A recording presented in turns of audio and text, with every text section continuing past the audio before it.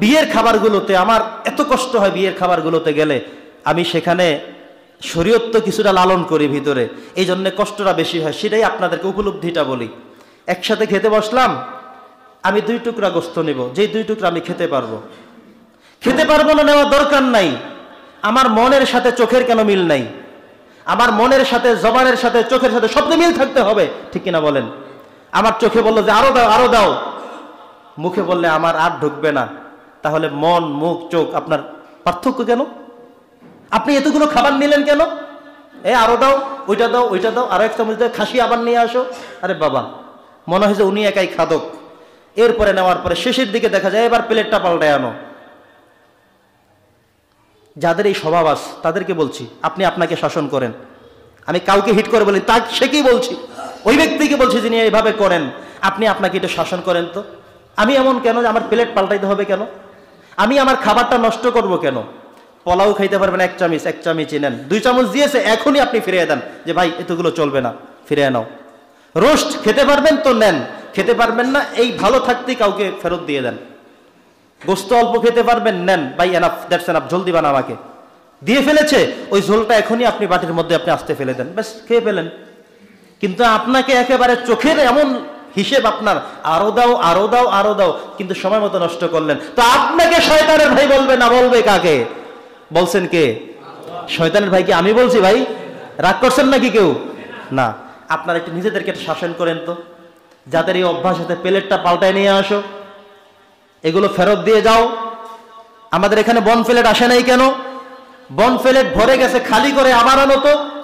আরে ভাই, যেই খাবারগুলো ফেলে দিচ্ছেন দেখেন তো, আজ থেকে 2 দিন আগের কথা, আপনারটা আপনি চিন্তা করেন, 3 দিন আগের কথা চিন্তা করেন, এমন 2 টুকরা গোস্ত আপনার ঘরেও ছিল কিনা? যে ব্যক্তি নিজেই খেতে পারে না অন্য বেলা, তিনি এখানে এসে খুব বেশি বড় লোক ঝাড়ে। কারণ হলো উনি চিন্তা করেন যে খাবারের শেষে তো 2000 টাকা দিতে হবে, অতএব 2000 টাকার খাবার হয় খাবো, না নষ্ট করবো। নাউজুবিল্লাহ পড়েন, যেটা বলেন না নাউজুবিল্লাহ। এই টেন্ডেন্সি থেকে আমাদেরকে মুক্ত থাকতে হবে, ঠিক কিনা বলেন? আমি এই ব্যাপারে একটু সাজেস্ট করে শেষ করব। যারা মনে করবেন কার্ড ছাড়া, টাকা পয়সা উঠানো ছাড়া যেই কয়জনকে আপনি খাওয়াইতে পারবেন, সমর্থ আছেন, ভাই আপনি সেটাই করেন। মানুষকে কষ্ট দিয়েন না, হয়রানি করবেন না। এমন একজন মানুষকে আপনি একটা কার্ড ধরাইয়া দিলেন, লোকটা না পারে যেতে, নাই তার পকেটে টাকা, লজ্জায় লোকটা অস্থির হয়ে গেল, কি করবে দিশা মিশা না পায়, ওখানে গিয়ে কয় যা 2000 টাকা খাবার যেহেতু পেটে ঢুকবে না, হাওলাত করে যেহেতু টাকা দিব, অতএব নষ্ট করে যাব। তার মানে কি? এমন হচ্ছে না? এই কাজ করা যাবে না। আপনি যদি মনে করেন আপনার মেয়ের বিয়ে, 50 জনকে খাওয়ানোর এবিলিটি আপনার আছে, ভাই সেটাই করেন, ছোট্ট পরিসরে করেন। যে ভাই গরিব মানুষ, গরিবই শুরুতে করছি, টাকা পয়সা নেওয়া দরকার নাই, আপনাকে 5 লাখ ব্যয় করতে হবে, 10 লাখ উঠাতে হবে, এটা কিসের খাবার দিলেন ভাই আপনি?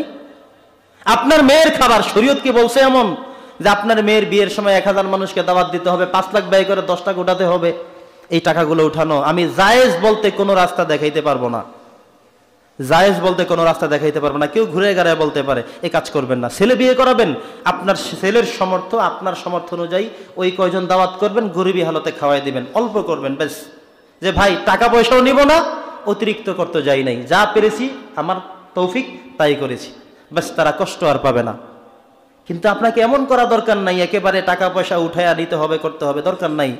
কিছু মানুষ মনে করে, মনে হয় টাকা পয়সা নেবে না, উনি হুজুর মানুষ, উনি টিচার মানুষ, উনি ইমাম সাহেব, উনি খতিব সাহেব, উনি ধর্মপ্রিয় মানুষ, আয়সা থেকে সামনে টেবিল পাইতে বসে আছে। এখন সেই লোক খাওয়ার আগেই চিন্তা করতেছে ঢুকবো কিনা, ঢুকলে বের হবো কোন জায়গা দিয়া, কারণ ওখানে বের হইলেই নাম লেখান লাগবে। এমন সমস্যা আমাদের সমাজে আছে না নাই? এই কালচার থেকে আমাদের সরতে হবে ভাইয়ের আমার। 5 নম্বর বিষয় হলো, আল্লাহ তাআলা যাদেরকে পছন্দ করেন না, খেয়ানতকারীদেরকে পছন্দ করেন না। আল্লাহ বলছেন যে যারা খেয়ানত করে, ইন্নাল্লাহা লা ইউহিব্বুল খাইনিন, আমি আল্লাহ তাআলা খেয়ানতকারীকে পছন্দ করি না। সময় আমার কম, আমি অল্প কতক্ষণে শেষ করে দিচ্ছি। খেয়ানত করা যাবে না। খেয়ানত বুঝেন, আপনাকে কেউ আমানত দিয়েছে, আল্লাহ রাসূল হাদিসের মধ্যে 4 জন ব্যক্তিকে 4টা কোয়ালিটি থাকলে তাদেরকে মুনাফিক বলেছেন। এক হাদিসে 3 জন, এক হাদিসে 4 জন।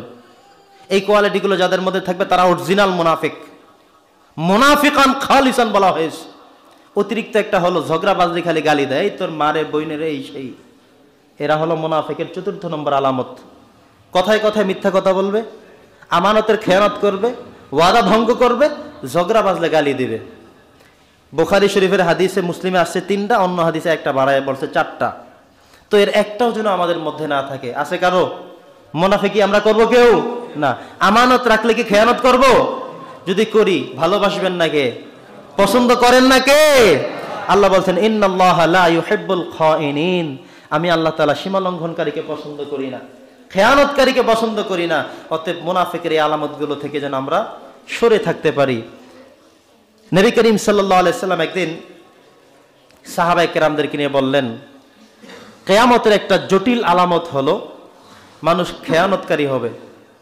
সাহাবী বলেন, হুজুর খেয়ানত করলে এটা কিয়ামতের বড় আলামত কেন? বলেন, হ্যাঁ, মানুষ তার কাছে যেটা গচ্ছিত, আমানতকৃত, রক্ষিত, সেটা সে ফাসাদ করবে, ভেঙে ফেলবে, তার উপরে দিয়ে চলবে, অতিক্রম করে ফেলবে।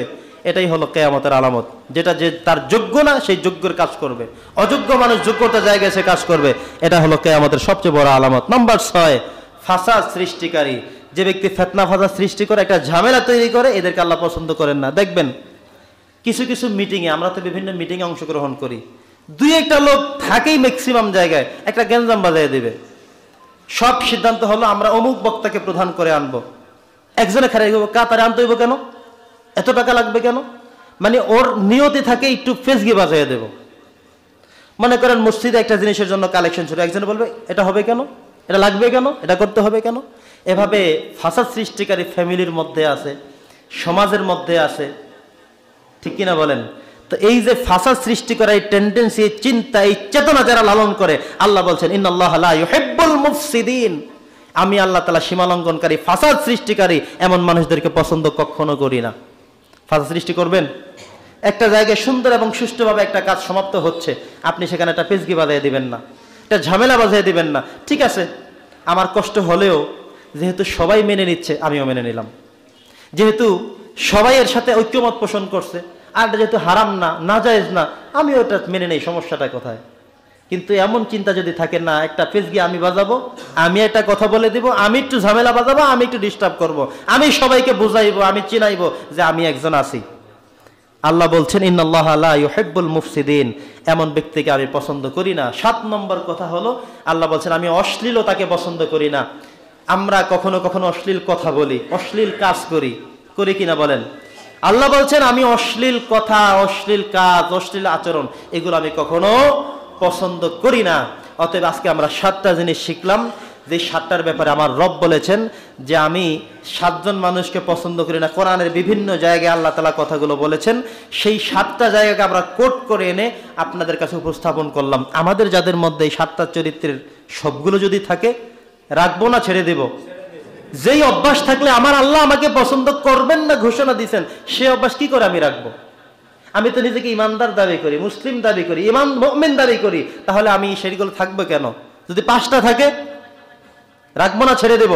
যদি একটাও থেকে থাকে, একটাকে আমি ঝেড়ে ফেলে দেবো, আমি ডিলিট করে দেবো, ফরম্যাট করে দেবো আমার অন্তর থেকে, যেন এগুলো আর কলুষযুক্ত আমি না থাকি। আল্লাহ তাআলা আমাদের সকলকে, যে 7 জন ব্যক্তিকে আমার রব, আমার সৃষ্টিকর্তা, আমার পালনেওয়ালা অপছন্দ করেন, ভালোবাসেন না, সেই 7টা স্বভাব, 7টা চরিত্রকে আমি ডিলিট করে দিলাম। যেগুলো আমি শুনলাম, আল্লাহ তাআলা আমাদের সকলকে সে অনুযায়ী আমাদের বাস্তব জীবনে আমল করার তৌফিক দান করেন।